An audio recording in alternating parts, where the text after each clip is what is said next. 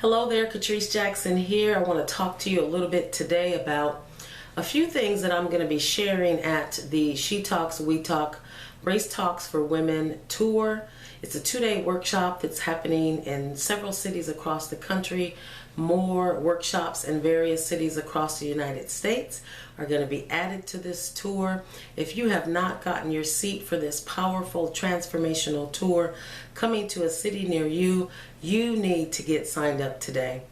And so specifically, what happens at these workshops? They're intimate, they're intense, they are a moment for women to come together, white women and women of color, to talk about a word that seems to cause people to do one of three things, and that word is racism. When we hear the word racism, when folks hear the word racism, in particular when white women hear the word racism, one of three things happens, and one of those three things is that white women often flee. That means they go away, they run away, they shy away, they take a step back, and they don't want to talk about the word racism.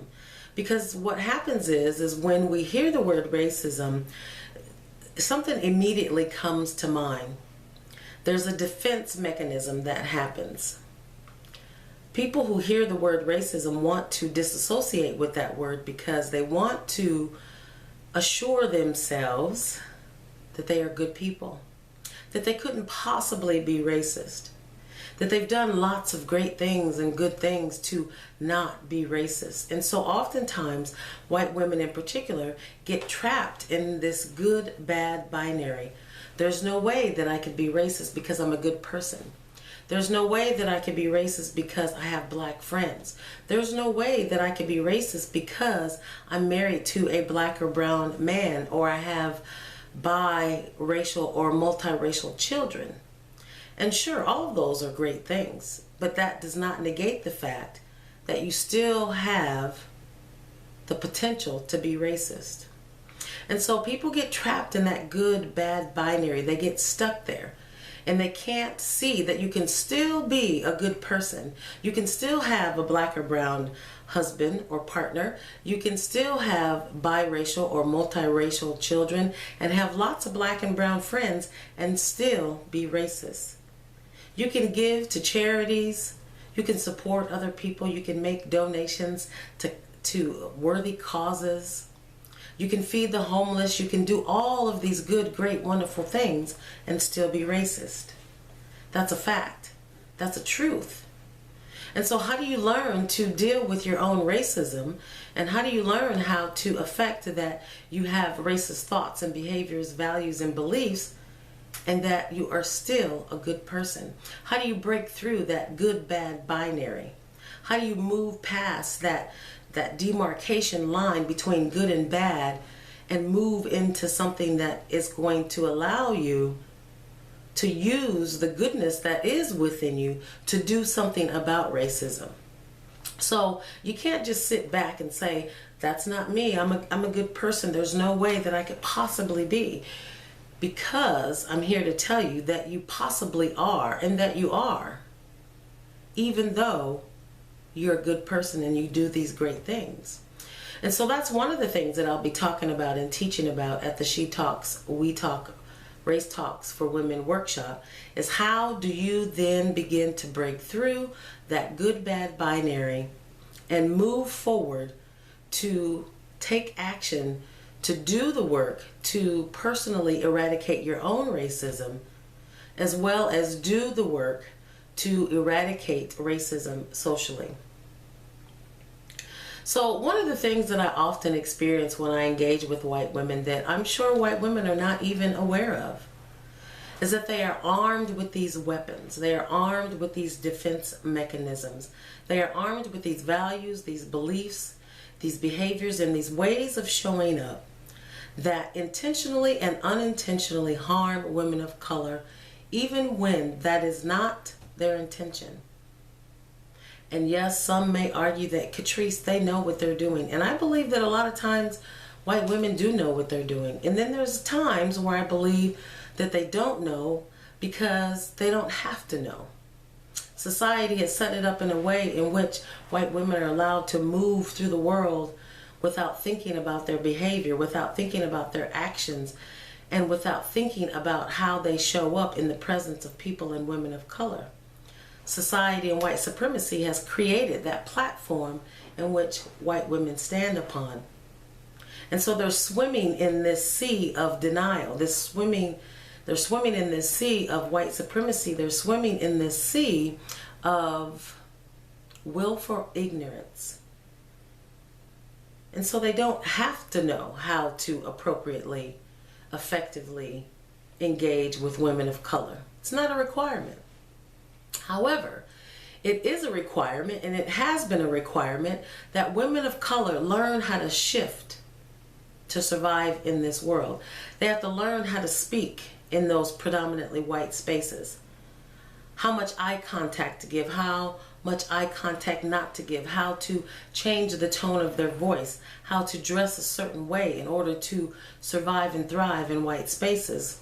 Women of color have had to learn how to do all these things, not because they want to or choose to, but because they've had to learn how to survive.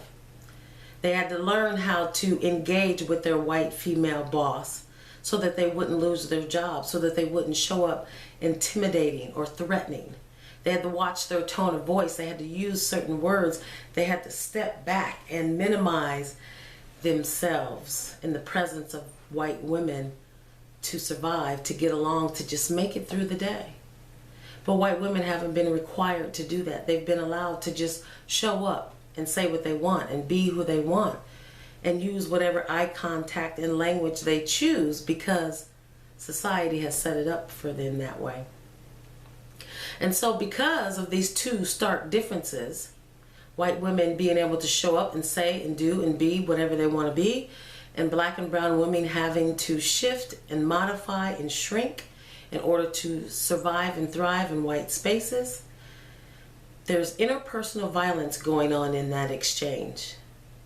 And 9 times out of 10, white women don't even know that the violence is happening, but the woman of color knows that she's being oppressed. She knows that she's being marginalized. She knows that she is being asked to shrink in her presence to survive and thrive in white spaces.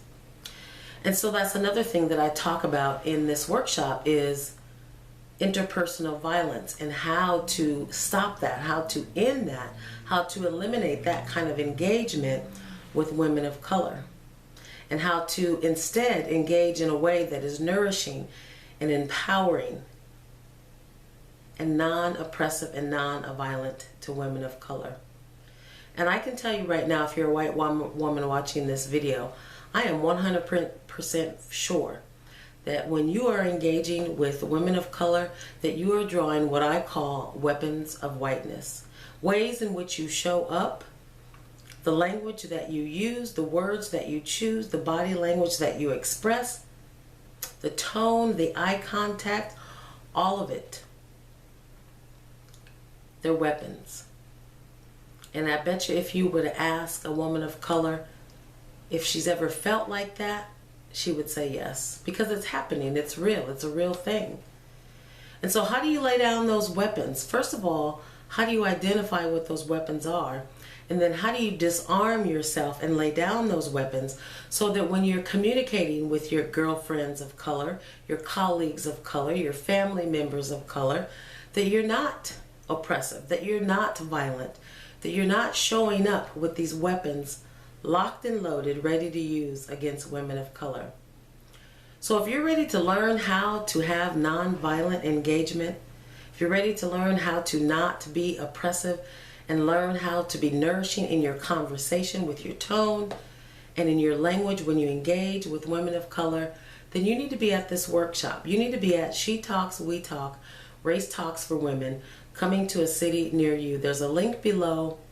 It's time for you to learn how to lay down your weapons, and it's time for you to learn how to stop the interpersonal violence that is happening, whether you know it or not.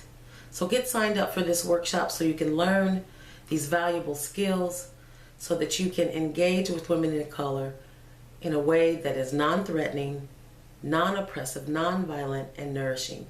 Get signed up for this workshop today.